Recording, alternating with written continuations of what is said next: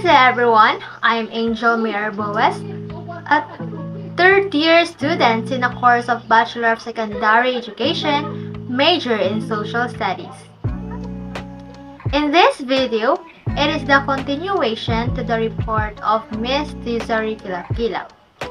Let's go to the next topic, which is the descriptive curriculum. But before that, let me give you a definition of curriculum. The curriculum represents the expression of educational ideas in practice. The word curriculum has its roots in the Latin word for track or race course. From there, it came to the main course of study or syllabus. Today, the definition is much wider and includes all the planned learning experience of a school or educational institution. The curriculum must be in a form that can be communicated to those associated with the learning institution, should be open to critique, and should be able to readily transform into practice. The curriculum exists at three levels. First, what is planned for the students. Second, what is delivered to the students. And third, what the students experience. So now, let's move on to our main topic for this video.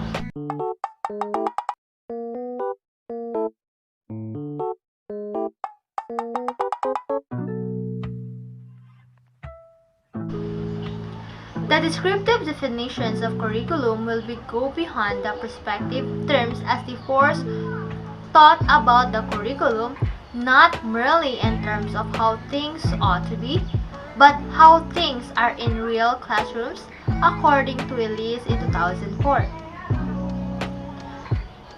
Another term that could be used to define the descriptive curriculum is experience. The experience curriculum provides glimpses of the curriculum in action. The descriptive curriculum tells what curriculum designers actually do and what curriculum covers. In this model, curriculum designers truly and systematically analyze the situation in which they work for its effect on what they do in the curriculum. The impact of both external and internal factors is assessed and the applications for the curriculum are determined. Although all steps in the situational model, including situational analysis, need to be completed, they do not need to be followed in any particular order. Curriculum design could begin with a thorough analysis of the situation of the curriculum or aims, objectives, or outcomes to be achieved, but it could also start from or be motivated by a review of a content, a revision of assessment, or through consideration of evaluation data. What is possible in curriculum design depends heavily on the context in which the process takes place. Several examples in chronological order of descriptive definitions of curriculum are: in 1935, defined by Hollis, Caswell, and Duo-Campbell, all the experiences children have under the guidance of teachers. Hollis, Caswell, and Duo-Campbell define curriculum as all experience children have under the guidance of the teachers. In this regard, curriculum should contain all the experiences needed by the children to learn, and the teacher should only act as a guide or facilitator. In 1941, defined by Thomas Hopkins, these learnings each child selects, accepts, and incorporates into himself to act with, on, and upon in the subsequent experiences. Those lessons that each child chooses, accepts, and integrates into himself in order to act with, on, and upon in subsequent experiences. In 1960, defined by W.B. Reagan, all experiences of the children for which the school accepts responsibility. All of the child's educational for which the school takes responsibility. In 1987, defined by Glenn Haas, the set of actual experiences and perceptions of the experiences that each individual learner has of his or her program of education.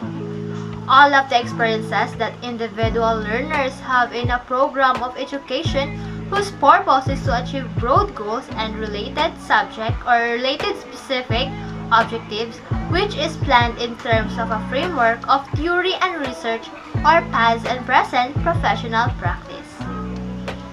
In 1995, defined by Daniel Tanner and Laurel Tanner, the reconstruction of knowledge and experience that enables the learner to grow in exercising intelligent control of subsequent knowledge and experience. Education, however, revolves around curriculum. However, it is changing sequence of planning learning experience that must change now and then to cater for the changes that is going on in terms of content, knowledge in terms of science and the society as a whole.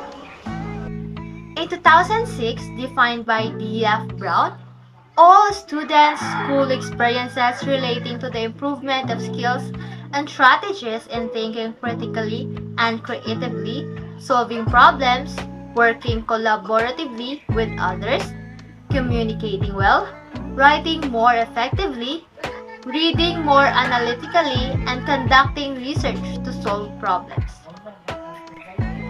And lastly, on 2009, defined by E. Salva, and emphasizes on what students can do with knowledge rather than what units of knowledge they have, is the essence of 21st century skills. But it is no wonder that the term seems vague or confusing. There are hundreds of descriptors of the skill set, including the life skills, workforce skills, interpersonal skills, applied skills, and non-cognitive skills. The definitions provided for prescriptive and descriptive curricula vary primarily in their breadth and emphasis. It would seem that a useful definitions of curriculum should meet two criteria. It should reflect the general understanding of the term as used by educators, and it should be useful to educators in making operational distinctions.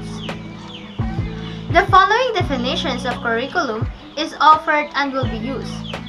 The curriculum is a plan for guiding learning in the schools, usually represented in retrievable documents of several levels of generality, and the actualizations of those plans in the classroom, as experienced by the learners and as recorded by an observer. Those experiences takes place in a learning environment that also influences what is learned.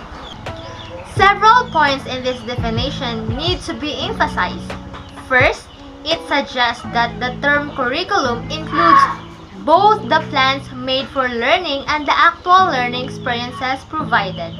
Limiting the term to the plans made for learning is not enough because, as will be discussed a while ago, those plans are often ignored or modified. Second, the phrase retrievable documents is sufficiently broad in its denotation to include curricula stored in a digital form. Example is the software or shared on the internet. Also, those documents, as will be more fully explained, are of several levels of specificity, some such as curricular positive statements, very general in their formulation.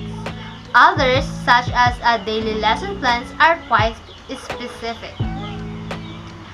Third is the definition notes 2 key dimensions of actualized curriculum.